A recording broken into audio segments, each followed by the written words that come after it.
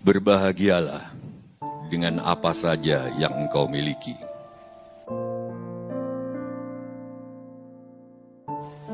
Sekalipun hatiku banyak menyimpan penderitaan dan kesedihan sendiri, tetapi masih banyak ruang-ruang kosong, wahai kekasihku, yang siap menampung segala kesedihanmu dan siap mengobati luka-luka hatimu, bahkan siap memeluk hatimu. Aku akan selalu memberikan perhatian yang besar kepada siapapun yang mencintai diriku. Kurawat dengan kemesraan dan kusirami dengan kasih sayang. Tetapi kendati pun demikian, tidak akan kuberikan secara berlebih-lebihan.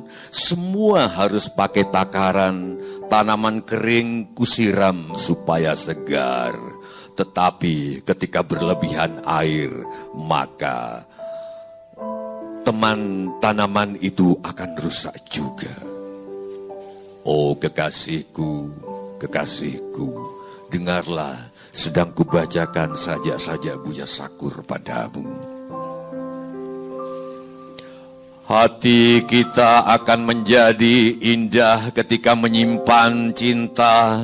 Perasaan kita akan semakin nyaman ketika memeluk cinta, memeluk kerinduan.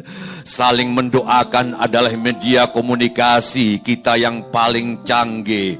Berdoa bersama kepada Tuhan, semoga merahmati kita. Kau ingat juga kata-kata Presiden Jan Cukers, puncak kangen paling dahsyat ketika tak saling SMS, WA, email, telepon dan lain sebagainya, tapi diam-diam dua-duanya saling mendoakan. Apabila engkau untuk sementara waktu sekarang ini, wahai kekasihku, belum dapat membangun kebahagiaan di dalam dirimu sesuai dengan cita-citamu, maka bahagiakan sajalah dirimu dengan memanfaatkan apapun yang engkau miliki. Oh kok nyambung sama aku tadi ya, kebahagiaan gak usah dicari.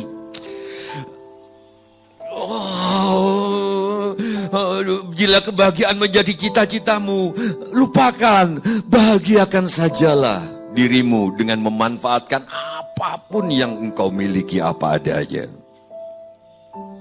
Sambil terus melangkah maju menuju apa yang engkau inginkan, jangan menggantungkan kebahagiaanmu kepada masa depan. Nanti engkau akan kehilangan kesempatan masa kini. Aku tambahkan, wahai Kiai Fuad, ketika Buya Sakur mengatakan jangan menggantungkan kebahagiaanmu kepada masa depan, dapatkah Kiai Fuad menjalarkan virus baru bahwa kebahagiaanmu adalah saat ini? Kebahagiaanmu ketika menanam bukan saat panen, tapi ya saat menanam. Kebahagiaanmu sangat mengangkut sayur, bukan ketika nyampe di Jakarta, tapi ketika mengangkut sayur di Jakarta. Ketika nyampe di Jakarta juga bahagia. Bahagia bukan soal nanti. Bukankah begitu Buya Sakur? Ditulis sama Buya Sakur. Gila ini. Umur Abu Maruf ditulis, sudah ada di sini. Siapapun selama masih tinggal di bumi ini, wahai kekasihku, pasti akan pernah mengalami kehilangan sesuatu yang dicintainya. Sekalipun engkau berusaha untuk menutupinya dengan gelak tawa.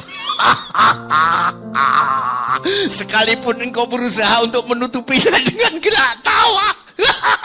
Orang-orang yang kehilangan itu, sekalipun engkau menutupinya dengan gelak tawa, akan tetapi tetap saja di dalam hatimu tersembunyi rasa sedih dan ada rasa duka.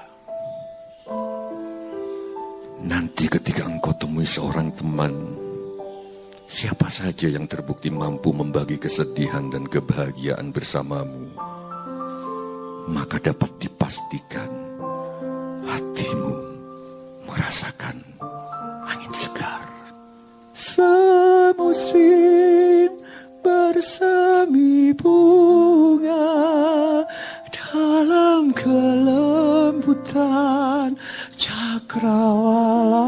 senja yang bisa nyanyi. Pagi berseri di nana. Hatimu akan merasakan angin segar, sekalipun biasanya orang baru tersadar sesuatu yang dimilikinya sangat berharga ketika sudah hilang. Ya terus ada yang nyanyi gak apa-apa.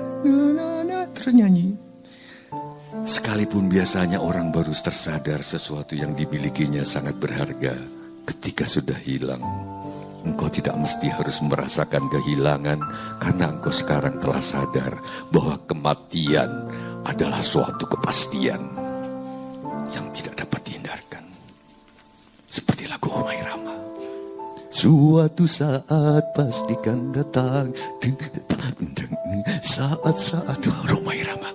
Kepastian tidak dapat dihindarkan. Tangisamu sekarang dengan air mata berlinang membasahi bola matamu karena kehilangan adalah memang menyakitkan. Tetapi itu sudah lama terlewatkan. Tangisamu yang ditimang-timang berarti penolakan terhadap keputusan Tuhan. Aku ulangi, tangisanmu yang terus kau timang-timang berarti penolakanmu terhadap keputusan Tuhan.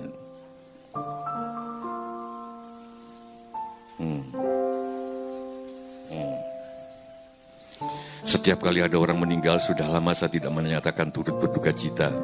Sudah 10 tahun karena innalillahi wa inna ilaihi rajiun tidak ada kaitannya sama turut berduka cita. Saya selalu cuma mengatakan selamat jalan, sampai jumpa, tagar utang rasa. Tetapi waktu teman dekat meninggal, ternyata aku menangis. Buya Kamba dan lain-lain. Aku sendiri belum berani memberikan janji-janji kepadamu secara terburu-buru. Biar lambat asar selamat. Walau bagaimanapun keterlambatan tidak menjadi masalah. Bahkan lebih baik daripada angan-angan yang sulit terjadi. Ada salah satu kunci kebahagiaan yang ingin aku sampaikan kepadamu. Mudah-mudahan ada manfaatnya. Minimal meringankan penderitaanmu. Yaitu lebih penting mengutamakan kesadaran untuk selalu merasakan segala kenikmatan Tuhan yang engkau miliki sekarang, daripada selalu hanya memikirkan kesulitan-kesulitan yang kau hadapi. Ingat kata Bang Fuad tadi yang mengutip Gus Dur, kalau kau punya cita-cita, jangan mentok oleh hambatan, oleh fakta. Ditulis juga di sini, jangan selalu memikirkan kesulitan-kesulitan yang kau hadapi. Fakta-fakta itu. Musibah yang engkau hadapi sekarang, aku mengira bukan hanya untuk menguji kekuatan hatimu saja, melainkan ada yang lebih penting, yaitu menguji dirimu sejauh mana engkau bersungguh-sungguh memohon pertolongan kepada Tuhanmu dan mendekatkan diri kepadanya. Oh, memang jujur saja, aku sangat merindukan dirimu, tetapi anak-anakmu terus-menerus menghalangi diriku untuk mendekat. Kau halangi sungguh sangat melelahkan, sehingga kukira untuk sementara waktu mungkin lebih baik aku pura-pura tidak mengerti saja. Itu akan jauh lebih baik daripada aku harus berdebat yang tidak jelas penghujungnya. Mungkin sikap keras mereka itu karena sangat merasakan kehilangan seorang bapak. Aku maklumi saja. Yang penting kau bersabar.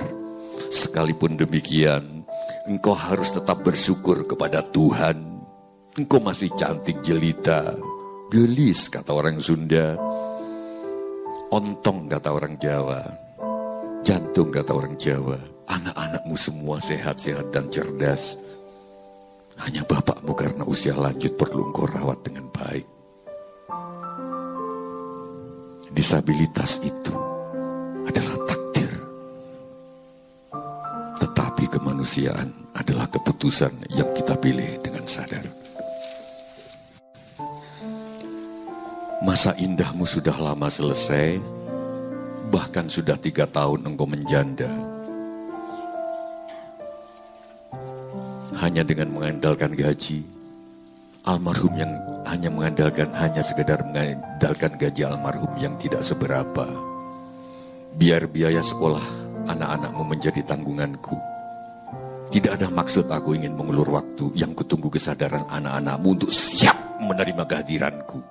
Kehidupan ini sesungguhnya, wahai kekasihku. Oh kekasihku, tidak mungkin akan mengabulkan apa saja yang engkau ingini. Tidak mungkin. Tetapi ketika ada orang yang benar-benar mencintaimu, tentu dapat dilihat sebagai isyarat Tuhan mengabulkan doamu. Kau ingat rahwananya Presiden Cajukers ketika gandrung kepada Sinta dan ditolak. Dia protes di puncak gunung dan berteriak kepada Tuhan. Tuhan, jika cintaku pada Sinta terlarang, mengapa kau bangun megah perasaan ini dalam sukmaku? Cinta, kehidupan ini sesungguhnya, wahai kekasihku, tidak mungkin akan mengabulkan apa saja yang engkau ingini. Tetapi ketika ada orang yang benar-benar mencintaimu, tentu dapat dilihat sebagai isyarat Tuhan mengabulkan doamu. Aku sendiri meyakini apa saja yang engkau peroleh adalah benar-benar pemberian Tuhan yang telah lama diputuskan, bukan karena imbalan kebaikan apapun yang aku lakukan. Jadi Ibnu Athaillah. Sehingga jangan sampai muncul perasaan di hatimu berhutang budi padaku. Aku tidak pernah berharap mendapat imbalan apapun dari Tuhan, kecuali aku hanya ingin menyenangkannya sebagai sang majikan. Sehingga aku terpaksa ingin menyampaikan pesan kepadamu untuk tetap bersabar, dan bertahan menghadapi sedikit kekurangan. Pertolongan Tuhan pasti datang, tapi tidak lama lagi. Tolong, jangan sampai engkau menempuh jalan pintas. Karena nanti yang menjadi inti persoalan bukan munculnya pertempuran antara kebenaran dan kebatilan, melainkan ketika seorang telah kehilangan rasa. Kehilangan, ternyata pelajaran yang paling sulit adalah mata pelajaran susah untuk dilupakan. Ini adalah kenyataan. Andaikan engkau sudah tidak mampu lagi bersabar lebih lama, sehingga kita tidak perlu menikah dengan tidak memberitahu anak-anakmu. Sebenarnya, aku siap saja. Tetapi mungkinkah aku menyenangkan hatimu dengan cara harus menyakiti hati anak-anakmu? Walau bagaimanapun, aku kok basah ya air mataku ya. Walau bagaimanapun, mereka akan menjadi anak-anakku juga.